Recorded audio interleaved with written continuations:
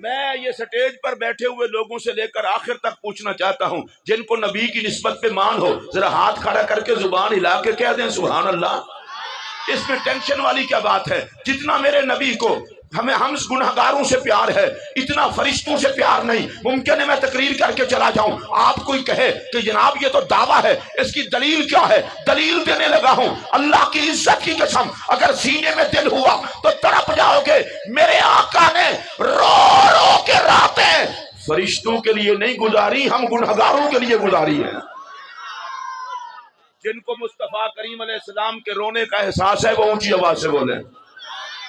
میں دیکھ رہا ہوں ابھی بھی کئی لوگوں کے ہاتھ نہیں اٹھے، جو نبی کا نوکر ہے وہ ہاتھ اٹھا کر کے بولے۔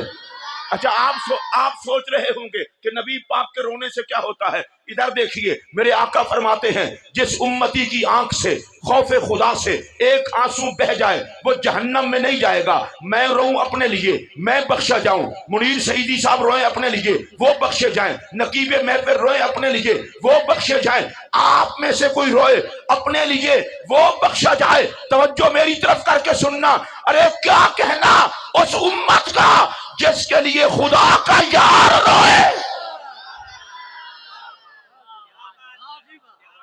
اگر آپ کو سمجھ آئی ہو تو اونچی آواز سے کہہ سکتے ہیں سبحان اللہ۔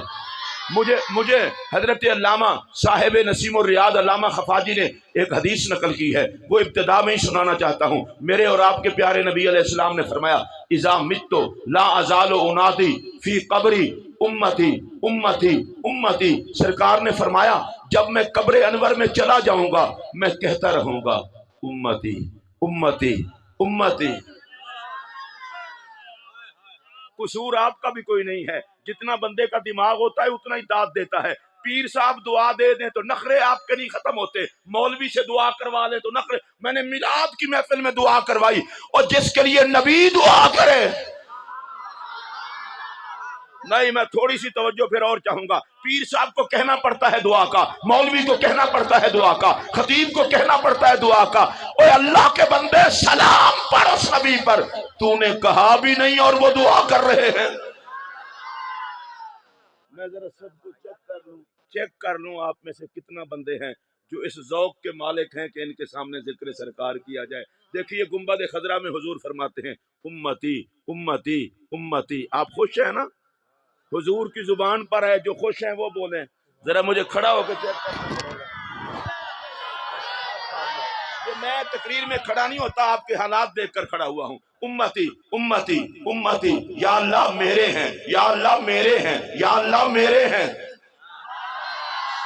چلے آپ کو تھوڑی دیر کے بعد سمجھ آ جائے تو پھر بولنا یا اللہ میرے ہیں، یا اللہ میرے ہیں، یا اللہ میرے ہیں۔ کوئی اگر پوچھے 24 چک والوں تمہیں کیا ہوا کہ پورا چک سجا کے نعت خواں بلا کے پیر صاحب کو بلا کے ساری رات محفل میں لگے رہے، انہیں کہنا تمہیں نہیں پتا ہم نبی کے نوکر ہیں۔ گنبد خضرا میں آقا کہتے ہیں یہ میرے ہیں، ہم محفل سجا کے کہتے ہیں آقا ہم تیرے ہیں۔ اچھا دیکھیے،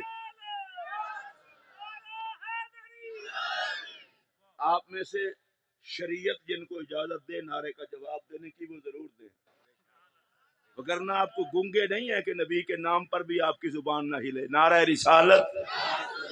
اچھا آئیے میں آپ کو رسول اکرم صلی اللہ علیہ وسلم کا ایک فرمان ذیشان سنانے لگا ہوں، اور بڑا عجیب فرمان ذیشان ہے جس میں رحمت ہی رحمت ہے۔ میرے پاک نبی علیہ السلام نے فرمایا امت کے گنہگاروں کو میں محمد عربی بخشواؤں گا۔ چلے میں اب دوسری مرتبہ کہنے لگا ہوں، دیکھتا ہوں کس کس کو مان ہے۔ میرے پاک نبی نے فرمایا انا لشرار امتی، امت کے گنہگاروں کے لیے میں مصطفیٰ ہوں۔ جس کو ناز ہے کہ ہمیں نبی بخشوائے گا وہ ہاتھ کھڑا کر کے بولے۔ چلیں تھوڑی سی بات اور کر لیتے ہیں۔ نبی پاک علیہ السلام معراج سے واپس تشریف لائے، حضرت مولا کائنات کو بلایا، مولا کائنات کو فرمایا علی یہ ولایت کا جبہ ہے، اگر میں تجھے پہنا دوں تو کیا کرو گے؟ عرض کی یا رسول اللہ آپ کی امت کے گنہگار چھپا لوں گا۔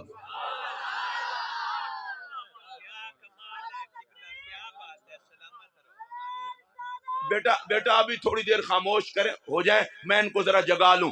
نبی فرماتے ہیں میں گنہگار بخشوا لوں گا، علی کہتے ہیں میں دامن میں چھپا لوں گا۔ ایک مولوی اٹھ کے کھڑا ہوتا ہے کہتا ہے جی ہمیں تو کوئی نہیں بچائے گا، تو میں نے کہا کسی کا بننا